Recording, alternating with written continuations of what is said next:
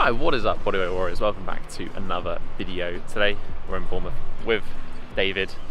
You guys have seen him before, many videos. We're doing an outside handstand session and the final episode of the road to one-arm handstand. Let's get it.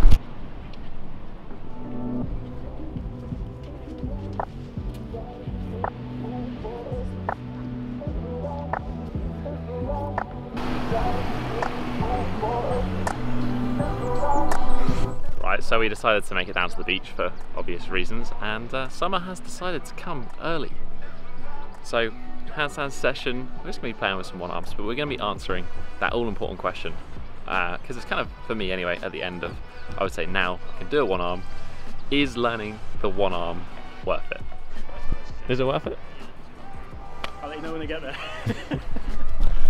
I'm going to go with no, so that's basically been it. See you guys later.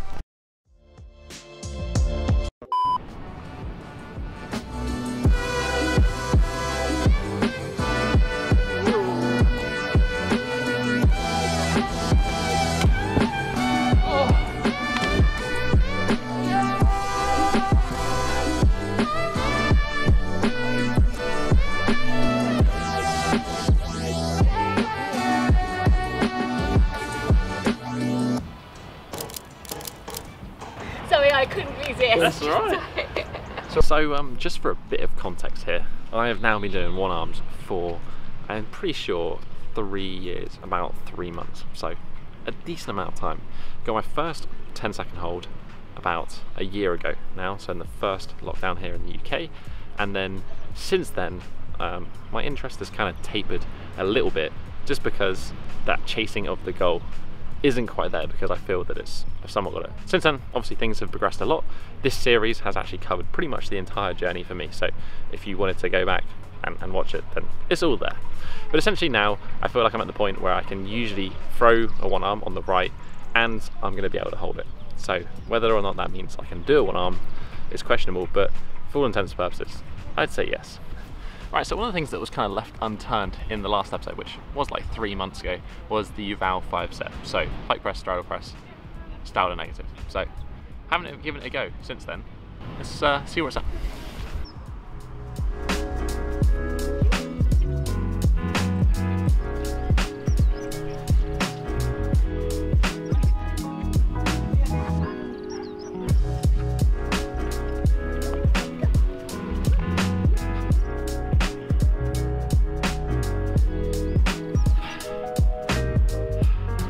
Not the cleanest, but it wasn't even close in November, December. It's gains.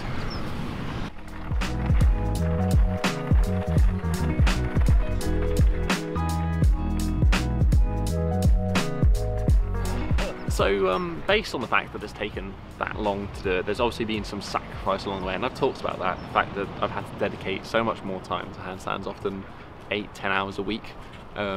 Which that's on the low side of things as well if you really want to get after it. Now I'm probably only doing 3 to 4 hours a week, and I'm still making very slow progress, but I can kind of keep where I am at, which is nice. So that for me is a balance. I can now come back to other moves like strength stuff, like 9 screw push up, like the planche, other things that I've neglected for the past 2.5 years. Is it worth it? Is that time, that dedication, if we're saying 10 hours a week for at least 2 years, we'll say 2.5 years, is it worth it? How many hours a week would you be training it then versus now? Probably 15 hours a week in the initial stages. 15 hours when you were first hungry for it. Yeah. When I was first hungry. So it's probably 4 or 5 hours a week now. Yeah. But that, I mean, maybe that explains why I haven't progressed as quick. I think people that are doing like 15 hours a week are going to progress quicker. Not everyone has the chance or the time to put in. Yeah, I think if you want a generalist approach, or if you've got family and that sort of stuff, you have to piece these things in when you can. Like I found with the little one, it's like I'm doing handstands while she's toddling around the room. So yeah, it's different now. It is different, everyone said it. And it's probably worth differentiating between 2-arm and 1-arm here, because 2-arm you can get with a relatively little amount of practice in a short space of time. 1-arm does require that dedication, as David said. 10 to 15 hours a week probably is going to be still on the conservative end, but what is needed if you want to make really good progress If you want to get one arm otherwise, you're going to be looking at 3, 4, 5 years just to do one move, and then to keep on doing it, you're still going to need 3, 4, 5 hours a week. That to me is probably the biggest thing that I didn't realise when I started learning one arm. I thought it was going to take me 6 months, thought I'd just train like an hour 4 times a week, and that was going to be it. So I was going to say to anyone who wants to learn handstand 2 arm, 100% worth it. It's not a massive time investment. 1 arm is something that I would only recommend actually sticking to it if you really enjoy the grind and that's what you want to do, because if you don't, you're just not gonna see it through. I think part of the only reason that I have seen this through is probably because I've been sharing videos on YouTube and stuff on YouTube. That's really kept me very accountable for it.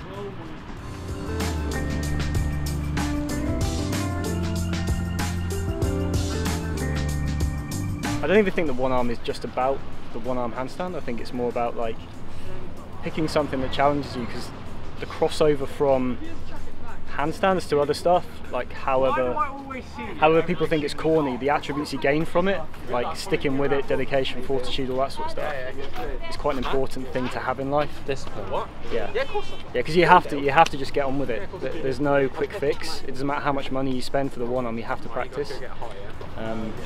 Yeah, that's present in loads of disciplines. That's why it's so good, I think. Yeah, I'm sure you found it. I'm sure you found the same.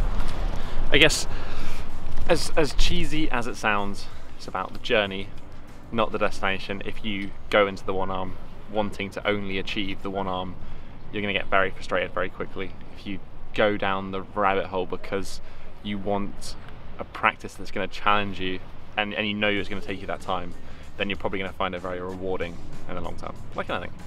Nothing that comes easy is satisfying. So yeah, here we are, almost 3.5 years later. Is it worth it? I said no at the beginning, but I think really I wouldn't have changed the decision I made. I really enjoyed the challenge of the 1 arm handstand. I continue to enjoy it. It's something that has kind of shaped my practice and kind of created a focus. It's a fun thing. I love doing it, and you know, it was well worth the time and effort. The reason I kind of portrayed it in this way is just to kind of give people a realistic idea of what you're getting yourself into. If you really want to go for the 1 arm handstand, it's going to take you 10-15 hours a week, 4 or 5 sessions a week, and it's going to take you a couple of years. But you know, we've got to fill our time with something until we die, and handstands is a wonderful way to do it. I wanted to kind of round things up just with a few quick points, things that I've learned along the way, things that I've covered and shared as part of these episodes, and things that hopefully are going to help you out. So point number 1 is really what I just said. Be prepared for the long game and be prepared to set some time to doing this skill. 10 to 15 hours a week.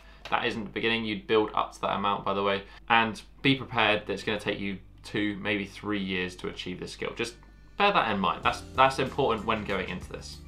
Number 2 is don't neglect the basics. When I first started 1 arm, I had still been doing handstands for 2 or 3 years at this point, but my 2 arm handstand was not good enough and it held me back.